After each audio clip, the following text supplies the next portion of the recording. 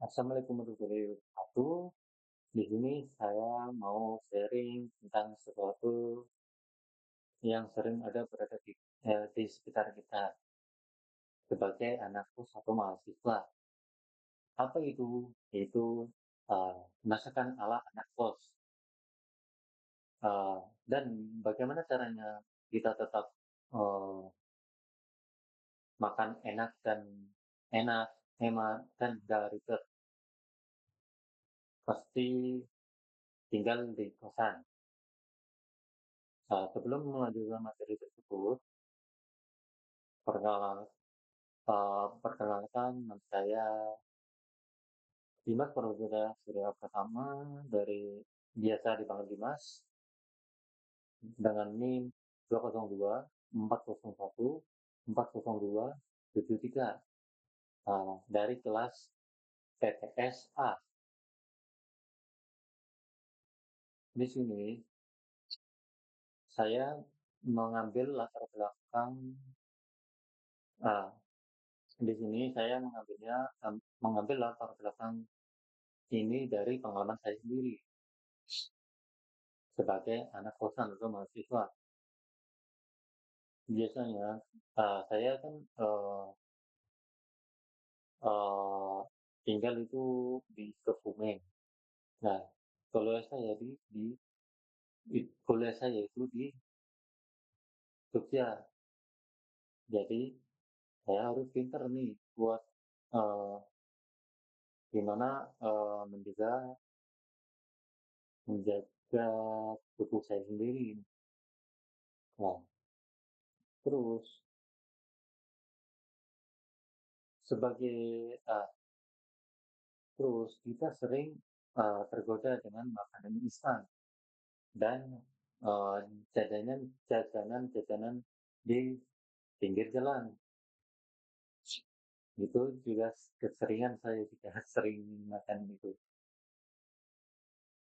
Tapi lama-kelamaan kita tidak memperhatikan kondisi kesehatan kita dan kondisi dompet kita. Kelamaan itu di dompet tipis, terus badan uh, kondisi badan kurang sehat. Nah, di situ, nah, dan disitulah pentingnya bisa memasak sendiri.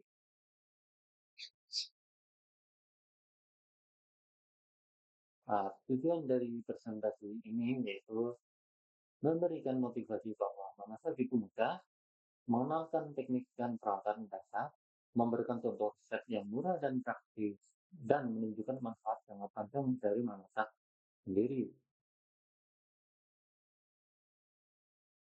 Uh, di sini, kenapa harus memasak sendiri?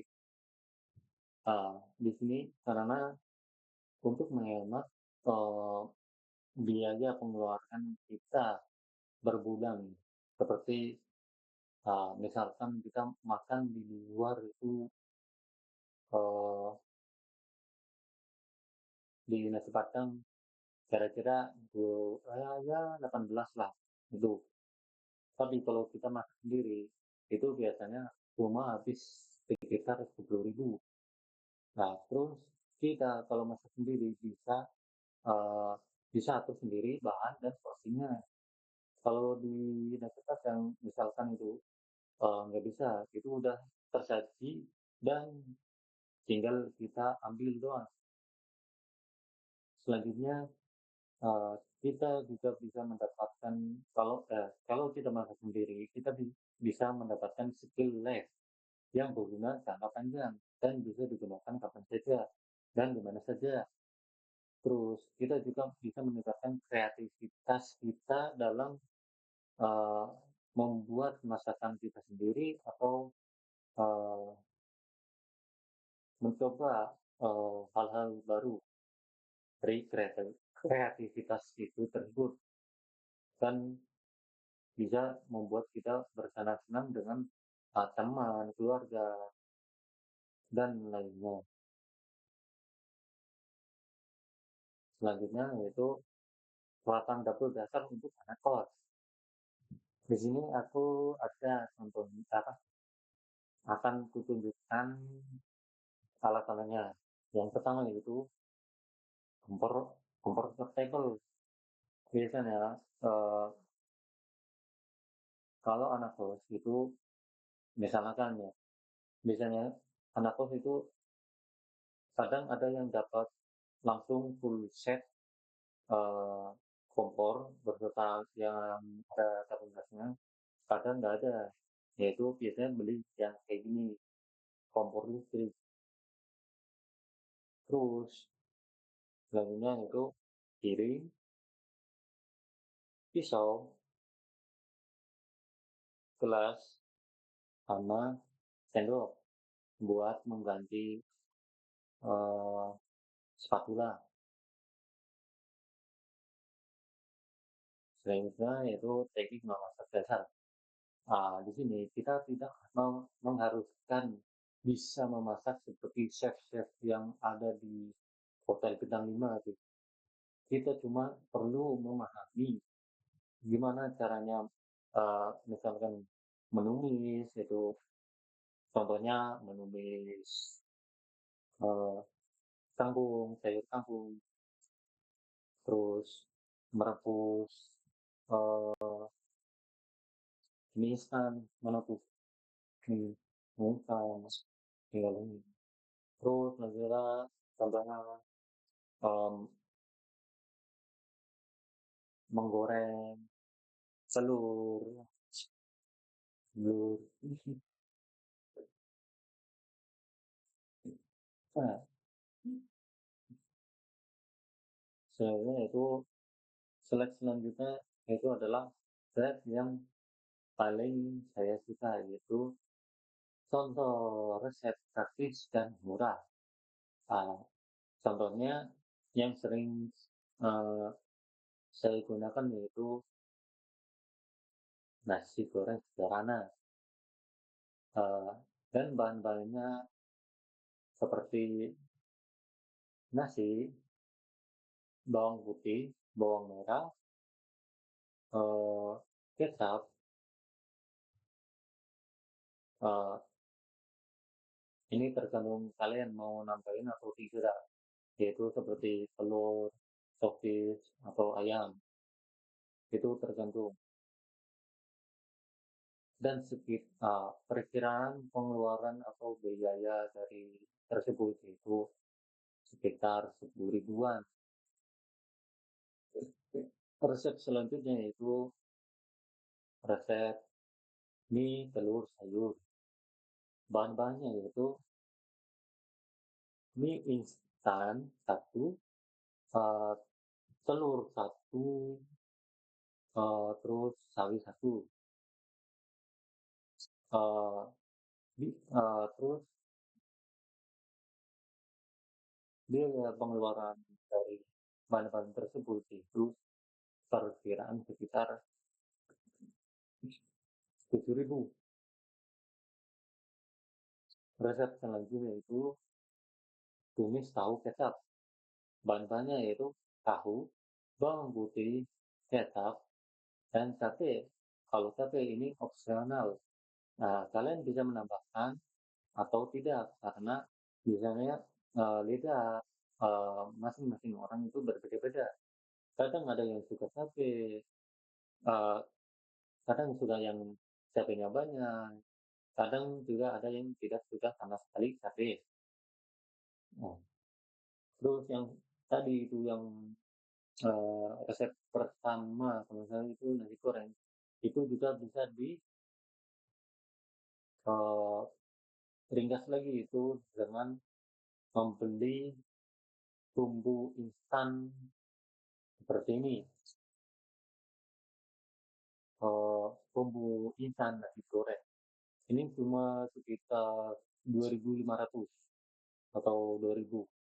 Itu juga bisa, menghemat pengeluaran kita. Nah, selanjutnya itu tips yang, eee, akan saya berikan dari pengalaman saya sendiri atau observasi sendiri, yaitu tips memasak ala anak kos. Yang pertama yaitu, belanja mingguan di pasar terdekat atau pelajar nah, eh, pasar tradisional yang ada di sekitar kos atau daerah kalian. Dan eh, di situ kalian bisa mendapatkan eh, misalkan dua, yaitu kalian bisa yaitu eksplorasi tempat sekitar. Terus selanjutnya itu kalian bisa eh, membandingkan eh, eh, daerah mana atau pasar mana yang lebih murah dan lebih mahal. Nah, selanjutnya itu gunakan bahan serbaguna seperti bawang putih, seperti yang tadi itu bawang putih, telur, mie instan, terus sayur. Dan kalau ingin lebih praktis lagi itu hmm, bumbu instan dari nasi goreng. Itu biasanya dapat di Alfa. Saya belinya di Alfa. Itu banyak bumbu instan seperti ini. Bukan bumbu instan nasi goreng saja, itu bisa ada yang bumbu instan sop, terus sop iga sapi sama sop ayam. Itu bisa dibikin sayur. Selanjutnya itu simpan bahan di kulkas mini. Tapi biasanya itu anak kosan atau mahasiswa itu kadang nggak punya yang namanya itu kulkas mini. Ah, karena biasanya itu eh, memakan banyak ruang serta memakan biaya. Biasanya itu diganti dengan wadah yang tertutup, misalkan toples. Selanjutnya itu cuci alat masak langsung setelah digunakan. Ini dari pengalaman saya sendiri itu karena saya lupa saya nggak cuci alat masak dari nasi goreng, itu masih ada sisa-sisa dari nasi goreng sebelumnya. Nah, kita mau bikin itu lagi, itu pasti ada bahan atau sisa-sisa yang kemarin itu digoreng lagi, jadinya gosong. Dan kalau nasi gorengnya udah jadi, lah itu kita makan, pasti ada eh, satu atau dikit itu rasanya nggak enak atau pahit. Itu karena kita nggak cuci alat masak kita langsung uh, uh, dari masak yang sebelumnya, yaitu nasi goreng misalkan itu. Selanjutnya itu, selanjutnya itu gunakan aplikasi resep, Cookpad atau Togemi atau website-website yang lain yang kalian bisa cari, dan kalian bisa mencari resep-resep yang kalian inginkan seperti nasi goreng, uh, uh, menggoreng tempe, tempe, ya, menggoreng tempe, terus resep bakwan, terus resep kopi sapi dan lain-lain. Selanjutnya yaitu itu perbandingan pengeluaran. Eh,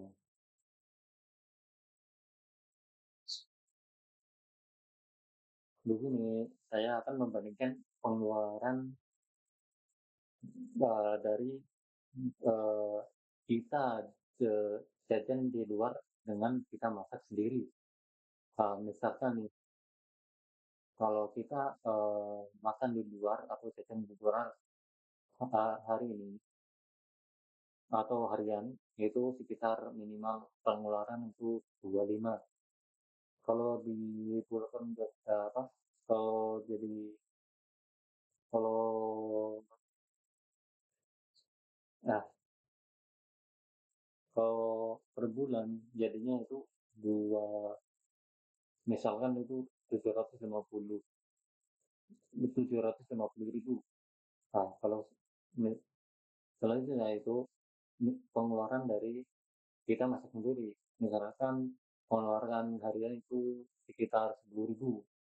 Nah, per bulannya itu 300. Nah, di situ 750 dari pengeluaran jajan atau makan di luar dikurangi dari pengeluaran eh, pengeluaran dari masak sendiri. Jadi sekitar 450.000.